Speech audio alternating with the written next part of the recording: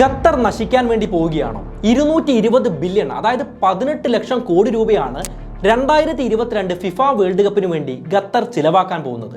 2008, അതായത് 4 വർഷം മുന്നേ നടന്ന റഷ്യൻ ഫുട്ബോൾ വേൾഡ് കപ്പിന് ആകെ ചിലവായത് 14.2 ബില്യൺ ആയിരുന്നു. അതിൻ്റെ ഏതാണ്ട് 15 ഇരട്ടിയാണ് ഈ 220 ബില്യൺ എന്ന് പറയുന്നത്. 1990 മുതൽ 2018 വരെയുള്ള 8 വേൾഡ് കപ്പുകൾക്കായി ആകെ ചിലവായത് 47.83 ബില്യൺ US$. അതിൻ്റെയും 5 ഇരട്ടിയാണ് 220 ബില്യൺ US$. അതായത് കണക്ക് പ്രകാരം 40 വേൾഡ് കപ്പുകൾക്ക് വേണ്ട ചിലവാണ് ഒരൊറ്റ വേൾഡ് കപ്പിന് വേണ്ടി ഖത്തർ ചിലവാക്കുന്നത്. ഖത്തറിന്റെ GDP-യോളം പോകുന്ന ഇത്രയും വലിയ കാശ് ചിലവാക്കിയാൽ അത് ആ രാജ്യത്തിന്റെ സാമ്പത്തിക സ്ഥിതിയെ സാരമായിട്ട് ബാധിക്കില്ലേ? എന്താണ് ഖത്തർ മുന്നിൽ കാണുന്ന സാമ്പത്തിക ശാസ്ത്രം? നമസ്കാരം, എൻ്റെ പേര് അനുരാഗ്. ഇന്ന് പറയാൻ പോകുന്നത് 2022 ഫുട്ബോൾ വേൾഡ് കപ്പോടെ ഖത്തർ ലക്ഷ്യമിടുന്ന സാമ്പത്തിക നേട്ടങ്ങളെ കുറിച്ചാണ്. രസകരമായിട്ടുള്ള ഒരുപാട് അറിവുകൾ അടങ്ങിയ ഒരു വീഡിയോ ആണ്. പറ്റുന്നവരെല്ലാം ഈ വീഡിയോ ഒന്ന് ലൈക്ക് ചെയ്ത് വെക്കൂ. നമുക്ക് നേരെ വീഡിയോയിലേക്ക് പോവാം. ലോകത്തിലെ 3ാമത്തെ വലിയ നാച്ചുറൽ ഗ്യാസ് റിസർവ് ഉള്ള എണ്ണയുൽപാദന രാജ്യങ്ങളിൽ മുൻപന്തിയിലുള്ള രാജ്യമാണ് ഖത്തർ. അതുകൊണ്ട് തന്നെ ആ രാജ്യത്തിന്റെ പ്രധാന വരുമാന മാർഗം ഹൈഡ്രോ കാർബൺ എക്സ്പോർട്ട് തന്നെയാണ്. എന്നാൽ 2013 മുതൽ 2018 വരെയുള്ള കണക്ക് നമ്മൾ നോക്കുകയാണെങ്കിൽ ഖത്തറിന്റെ ആകെ GDP-യിലേക്ക് ഹൈഡ്രോ കാർബൺ എക്സ്പോർട്ട് നൽകുന്ന സംഭാവന 55% നിന്നും 39% കുറഞ്ഞതായിട്ട് കാണാം. ഇതേ കാര്യങ്ങൾ തന്നെയാണ് ഗൾഫ് രാജ്യങ്ങളിലെല്ലാം സംഭവിച്ചിരിക്കുന്നത്. എണ്ണ വരുമാനത്തിൽ സാരമായിട്ടുള്ള കുറവ് നേരിട്ടുകൊണ്ടിരിക്കുകയാണ്. അതുകൂടാതെ എണ്ണയെ മാത്രം ആശ്രയിച്ച് ഒരു രാജ്യത്തിന്റെ സാമ്പത്തിക സ്ഥിതി നിലനിൽക്കുന്നത് ഗുണകരമല്ല എന്ന് അവരെല്ലാം തിരിച്ചറിഞ്ഞു കഴിഞ്ഞു. അതുകൊണ്ട് തന്നെയാണ് ടൂറിസത്തിലേക്കടക്കം ഗൾഫ് രാജ്യങ്ങൾ കടന്നുകൊണ്ടിരിക്കുന്നത്. സൗദി അറേബ്യയിലടക്കം അതിന്റെ മാറ്റങ്ങൾ നമുക്ക് കാണാനും സാധിക്കുന്നതാണ്.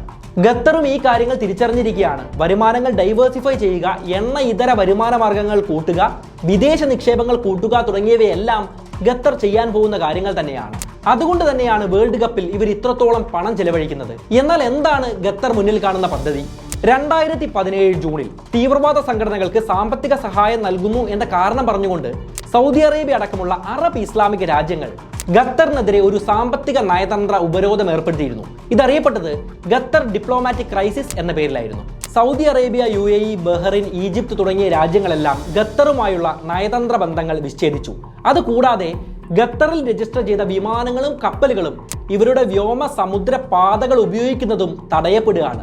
സൗദി അറേബ്യ ആണെങ്കിൽ ഖത്തറിലേക്കുള്ള ഏക കരമാർഗത്തിലുള്ള വഴിയും അടച്ചുകെട്ടുകയാണ്. പിന്നീട് മാൽദീവ്സും സെനഗലും ജിബൂട്ടിയും അടക്കമുള്ള രാജ്യങ്ങളെല്ലാം ഖത്തറിനെതിരെ ഒന്നിക്കുകയാണ്. ഇത് കാര്യമായി തന്നെ ഖത്തറിന്റെ സാമ്പത്തിക സ്ഥിതിയെ ബാധിക്കുകയാണ്. പ്രധാനമായും വിദേശ നിക്ഷേപകർക്ക് വിശ്വാസം നഷ്ടപ്പെടുകയാണ്. കാരണം ഗൾഫ് മേഖലയിലെ ഒരു രാജ്യത്തെ മറ്റു രാജ്യങ്ങളെല്ലാം ഒറ്റപ്പെടുത്തുകയാണ്.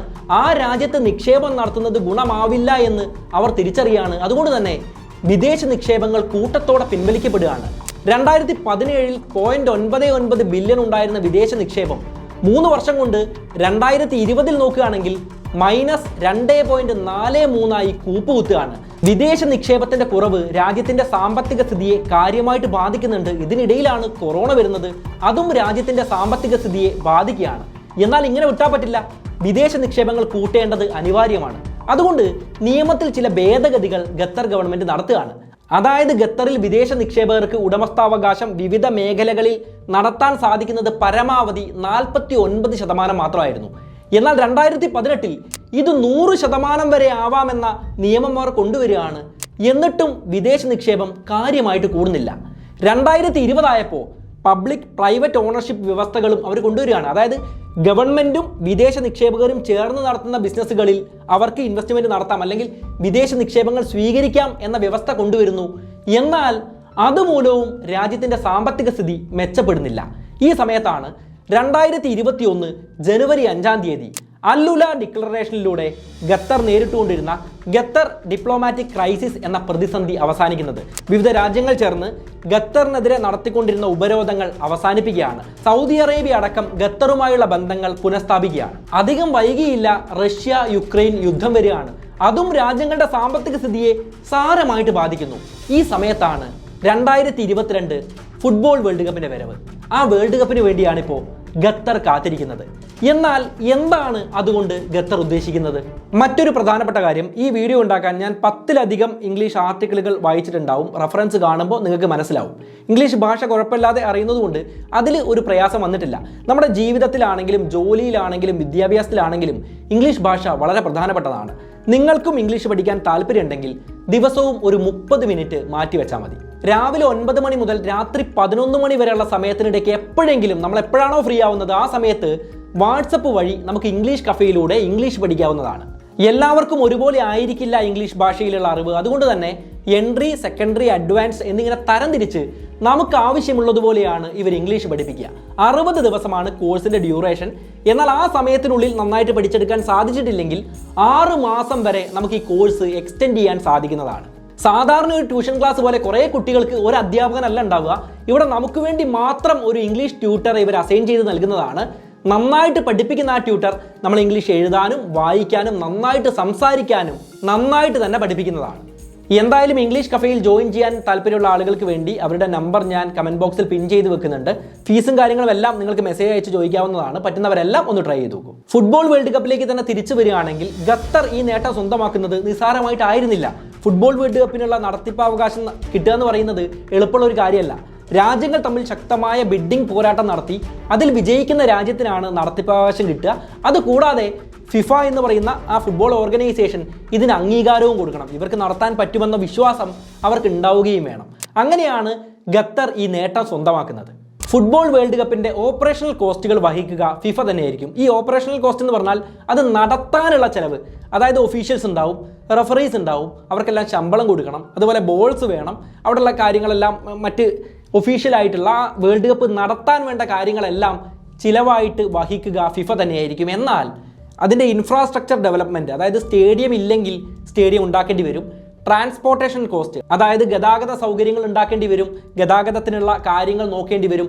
ഇങ്ങനെയുള്ള കാര്യങ്ങളെല്ലാം വഹിക്കേണ്ടത് അതാത് രാജ്യങ്ങൾ തന്നെയായിരിക്കും. 2008 റഷ്യൻ വേൾഡ് കപ്പിൻ്റെ ആകെ ചിലവ് നമ്മൾ നോക്കുകയാണെങ്കിൽ റഷ്യക്ക് ചിലവായത് $14.2 ബില്യൺ ആണ്. അതിൻ്റെ ഏതാണ്ട് 15 ഇരട്ടിയാണ്, അതായത് $220 ബില്യൺ ഖത്തറിന് ചിലവാവും എന്ന് കരുതപ്പെടുന്നത്. അധികം വർഷമൊന്നും ആയിട്ടില്ല, 4 വർഷം കൊണ്ട് 15 ഇരട്ടിയുടെ അധിക ചിലവാണ് ഖത്തറിന് വരാൻ പോകുന്നത്. നമുക്കറിയാം, ആദ്യമായിട്ടാണ് മിഡിൽ ഈസ്റ്റിലേക്ക് ഈ ഫുട്ബോൾ വേൾഡ് കപ്പ് എത്തിയിരിക്കുന്നത്. അതുകൊണ്ട് തന്നെ എല്ലാ രാജ്യങ്ങൾക്കും ഒരുപോലെ ആയിരിക്കില്ല ചിലവുണ്ടാവുക. സ്റ്റേഡിയങ്ങൾ ഇല്ലാത്ത രാജ്യങ്ങളുണ്ടാവും, ട്രാൻസ്പോർട്ടേഷൻ സൗകര്യങ്ങൾ അത്രത്തോളം ഇല്ലാത്ത രാജ്യങ്ങളുണ്ടാവും. അതുകൊണ്ട് അതെല്ലാം അതാത് രാജ്യങ്ങൾ വഹിക്കേണ്ട ചിലവായതുകൊണ്ട് ഓരോ രാജ്യങ്ങൾക്കും ചിലവ് വേറെ വേറെ ആയിരിക്കും. ഖത്തറിന് ഇത്തവണ ചിലവാകാൻ പോകുന്നത് ഇത്രയും വലിയൊരു തുകയാണ് എന്ന് പറയുമ്പോൾ അതെങ്ങനെയാണ് അവർക്ക് ചിലവാകുന്നത്?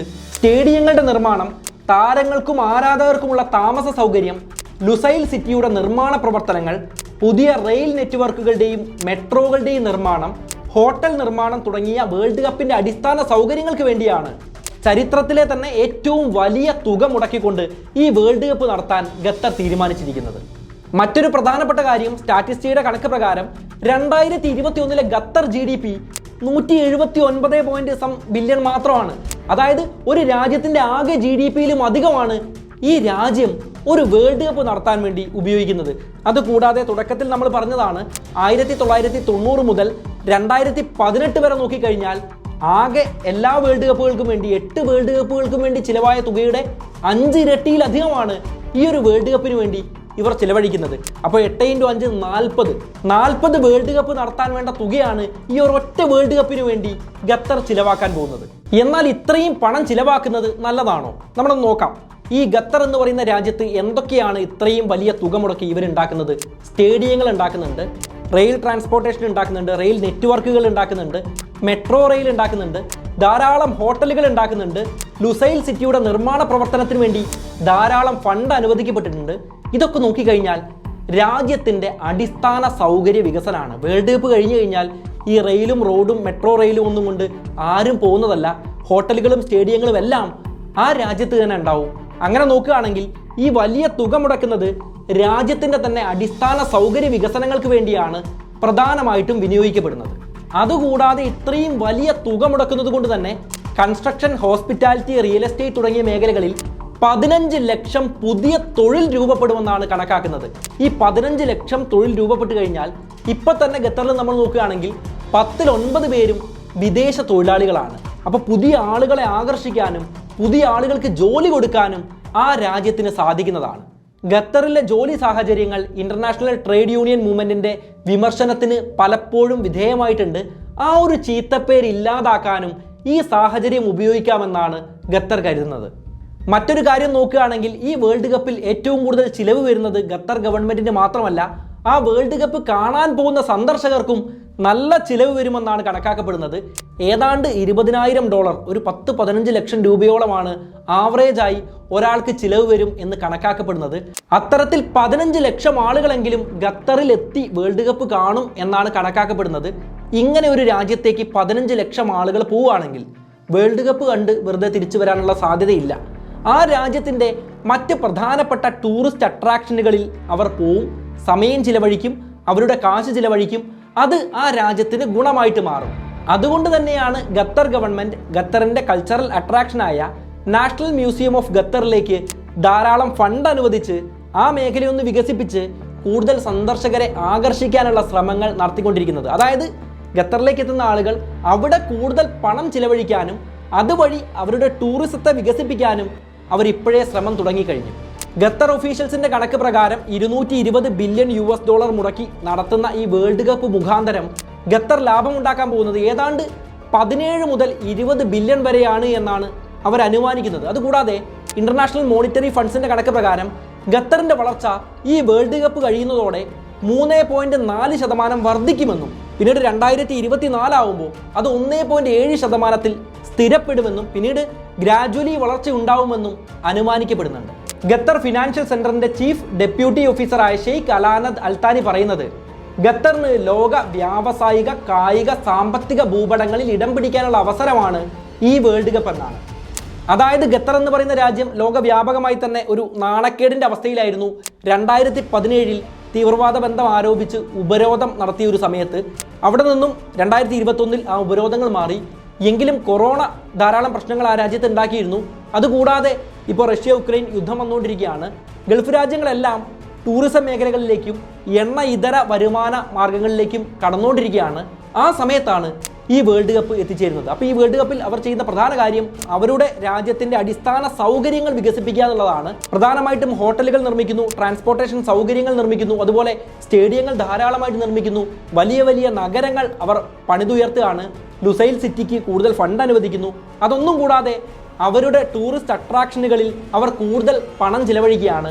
അതുവഴി വിദേശികൾ ധാരാളമായിട്ട് ആ രാജ്യത്തേക്ക് എത്തുകയും ആ ടൂറിസ്റ്റ് അട്രാക്ഷനുകളിൽ പണം ചിലവഴിക്കുകയും അങ്ങനെ നാട്ടിലേക്ക് തിരിച്ചു പോകുന്ന ടൂറിസ്റ്റുകൾ അവരുടെ നാട്ടിൽ ഈ കാര്യം പറയുന്നതാണ്, ഖത്തർ കാണാൻ പറ്റിയൊരു സ്ഥലമാണ് എന്ന പേര് വന്നു കഴിഞ്ഞാൽ ധാരാളം സഞ്ചാരികൾ ആ നാട്ടിലേക്ക് എത്തുന്നതാണ്. അതുമൂലം സമഗ്രമായുള്ള ഒരു വികസനം അവർക്കുണ്ടാവുമെന്ന് അവർ കണക്ക് കൂട്ടുകയാണ്. ഈ പറഞ്ഞതിൽ നിന്നെല്ലാം പുറമെ ഏറ്റവും പ്രധാനപ്പെട്ട കാര്യം 2020 കൂപ്പുകുത്തിയ വിദേശ നിക്ഷേപം കൂട്ടുക എന്നുള്ളതായിരുന്നു. എന്നാൽ ഒരു വേൾഡ് കപ്പോടെ വിദേശ നിക്ഷേപം കൂടുമോ? ഇത്രയും പണം ചെലവഴിച്ച് ഒരു വേൾഡ് കപ്പ് നടത്തുന്നതിൻ്റെ പ്രധാന ഉദ്ദേശം അതാണ് എന്നാണ് കണക്കാക്കപ്പെടുന്നത്. ഇല്ല എന്ന് തന്നെയാണ് ചരിത്രം നമ്മോട് പറയുന്നത്. ഫോറിൻ ഡെവലപ്മെന്റ് ഇൻഡെക്സുകളുടെ ചരിത്രം നോക്കിയാൽ അത് വ്യക്തമാണ്. 2010 സൗത്ത് ആഫ്രിക്കൻ വേൾഡ് കപ്പ് നടന്നിരുന്നു, 2014 ബ്രസീൽ വേൾഡ് കപ്പ് നടന്നിരുന്നു, 2018 റഷ്യൻ വേൾഡ് കപ്പ് നടന്നിരുന്നു. എന്നാൽ ഈ വേൾഡ് കപ്പുകളോടെ ആ രാജ്യത്തിൻ്റെ ഫോറിൻ ഡെവലപ്മെന്റ് ഇൻഡെക്സ് കൂടിയതായിട്ട് ചരിത്രത്തിൽ കാണാൻ സാധിക്കുന്നില്ല. എങ്കിലും ഖത്തറിന് പ്രതീക്ഷിക്കാൻ വകയുണ്ട്. കാരണം നിരന്തരമായി ലോക കായിക മത്സരങ്ങൾ നടക്കുന്ന സ്ഥലത്ത് ഫോറിൻ ഡെവലപ്മെന്റ് ഇൻഡെക്സ് കൂടുന്നതായിട്ട് ചരിത്രം സൂചിപ്പിക്കുന്നുണ്ട്. അത്തരം ധാരാളം കണക്കുകളും ലഭ്യമാണ്. $20,000 ഏതാണ്ട് 15-16 ലക്ഷം രൂപയോളം ചിലവഴിച്ച് 15 ലക്ഷത്തോളം ആളുകൾ ഖത്തറിലെത്തുമെന്ന് കണക്കാക്കപ്പെടുന്നുണ്ട്. പക്ഷേ ഈ വേൾഡ് കപ്പ് തുടങ്ങുന്നതിന് മുന്നേ തന്നെ ഖത്തർ വേൾഡ് കപ്പ് ബോയ്ക്കോട്ട് ചെയ്യുക എന്ന രീതിയിൽ പ്രചരണങ്ങൾ ധാരാളമായിട്ട് നടക്കുന്നുണ്ട്. മനുഷ്യാവകാശ പ്രശ്നങ്ങൾ ഉന്നയിച്ചുകൊണ്ടാണ് ഇത്തരം കാര്യങ്ങൾ നടക്കുന്നത്. കാരണം ഖത്തറിൻ്റെ നിയമങ്ങൾ കുറച്ച് സ്ട്രിക്റ്റ് ആയിരുന്നു. ആ രാജ്യം ജനാധിപത്യ രാജ്യമല്ല എന്ന് നമുക്കറിയാം. എന്നാൽ എനിക്ക് വ്യക്തിപരമായിട്ട് തോന്നുന്നത് ഒരു സീറ്റ് പോലും കാലിയായിരിക്കാൻ സാധ്യതയില്ല. കാരണം നടക്കുന്നത് ഫിഫ ഫുട്ബോൾ വേൾഡ് കപ്പാണ്. അതുകൊണ്ട് ആ കാര്യം ഖത്തറിനെ ബാധിക്കില്ല. ഖത്തർ പ്രതീക്ഷിച്ചതുപോലെ കൂടുതൽ സഞ്ചാരികൾ ആ രാജ്യത്തേക്ക് വരുമെന്നും അവർ കൂടുതൽ പണം ആ രാജ്യത്ത് സ്പെൻഡ് ചെയ്യുമെന്നും അത് ആ രാജ്യത്തിൻ്റെ വികസനങ്ങൾക്ക് വേണ്ടി ഉപയോഗിക്കാൻ പറ്റുമെന്നും പ്രതീക്ഷിക്കാവുന്നതാണ്. അതായത് ഈ പറഞ്ഞതെല്ലാം ചുരുക്കി പറഞ്ഞാൽ IMFന്റെ കണക്ക് പറയുന്നത് ഖത്തറിന് ഈ വേൾഡ് കപ്പ് മൂലം വികസനം ഉണ്ടാവും എന്ന് തന്നെയാണ്. അതുകൂടാതെ ഖത്തർ ഒഫീഷ്യൽസ് കണക്കാക്കുന്നത് 17 മുതൽ 20 ബില്യൺ US വരെ ആ രാജ്യത്തിന് ലാഭമുണ്ടാവുമെന്നാണ്. മറ്റൊരു കാര്യം ലാഭമായിട്ട് ആ രാജ്യത്ത് തന്നെ നിലനിൽക്കും എന്ന കാര്യം എനിക്കും നിങ്ങൾക്കും അറിയാം. അത് ആ രാജ്യത്തിൻ്റെ അടിസ്ഥാന സൗകര്യ വികസനങ്ങൾ തന്നെയാണ്. ധാരാളമായിട്ടുണ്ടാകുന്ന ഹോട്ടലുകളും ട്രാൻസ്പോർട്ടേഷൻ സൗകര്യങ്ങളും നഗരങ്ങളുടെ വികസനവുമെല്ലാം ആ രാജ്യത്തിന് ഭാവിയിലും ഉപയോഗിക്കാം. ലോക വ്യാവസായിക, കായിക, സാമ്പത്തിക ഭൂപടങ്ങളിൽ ഇടം പിടിക്കാൻ ഈ വേൾഡ് കപ്പോടെ ഖത്തറിന് സാധിക്കും എന്നും അനുമാനിക്കപ്പെടാവുന്നതാണ്. എന്താണെങ്കിലും ഇത് ഒരു സാമ്പത്തിക ശാസ്ത്രമാണ്, ഭാവിയിൽ നടക്കേണ്ട കാര്യങ്ങളാണ്. അതെങ്ങനെ പോകുമെന്ന് നമ്മൾ കണ്ടറിയേണ്ടത് തന്നെയാണ്. എന്തായാലും ഖത്തർ വേൾഡ് കപ്പുമായി ബന്ധപ്പെട്ട അവർ നടപ്പിലാക്കാൻ ശ്രമിക്കുന്ന കാര്യങ്ങളെ വളരെ ചുരുക്കി പറയാനാണ് ഇന്ന് ശ്രമിച്ചിട്ടുള്ളത്. ഈ വീഡിയോ നിങ്ങൾക്ക് ഇഷ്ടപ്പെട്ടു എന്ന് ഉറച്ചു വിശ്വസിക്കുകയാണ്. ഇഷ്ടമായെങ്കിൽ ഈ വീഡിയോ ലൈക്ക് ചെയ്യുന്ന കാര്യം ഒന്ന് പരിഗണിക്കുക. അതുപോലെ നിങ്ങളുടെ ഇഷ്ടപ്പെട്ട ഫുട്ബോൾ ടീം ഏതാണെന്ന് നിങ്ങൾക്ക് കമൻറ്റിലൂടെ അറിയിക്കാവുന്നതാണ്. പറ്റുമെങ്കിൽ ഈ വീഡിയോ കൂട്ടുകാർക്ക് വേണ്ടി ഒന്ന് ഷെയർ ചെയ്ത് കൊടുക്കുക. പിന്നെ ഞാൻ വീഡിയോയുടെ ഇടയിൽ പറഞ്ഞിട്ടുള്ളതുപോലെ ഇംഗ്ലീഷൊക്കെ പഠിച്ച് ജോലിയിലും വിദ്യാഭ്യാസത്തിലും ജീവിതത്തിലും എല്ലാം ഉയർച്ച ആഗ്രഹിക്കുന്ന ആളുകൾക്ക് വളരെ വിശ്വാസ്യതയോടെ ഇംഗ്ലീഷ് കഫേ ഉപയോഗിക്കാവുന്നതാണ്. അവരെ കോൺടാക്ട് ചെയ്യാൻ വേണ്ട നമ്പറും കാര്യങ്ങളും എല്ലാം ഞാൻ ഡിസ്ക്രിപ്ഷൻ ബോക്സിൽ കൊടുക്കുന്നുണ്ട്. പറ്റുന്നവരെല്ലാം ഒന്ന് ട്രൈ ചെയ്ത് നോക്കൂ. നമുക്കെന്തായാലും മറ്റൊരു നല്ല വിഷയവുമായി വീണ്ടും കണ്ടുമുട്ടാം. It's me Anurag, signing off.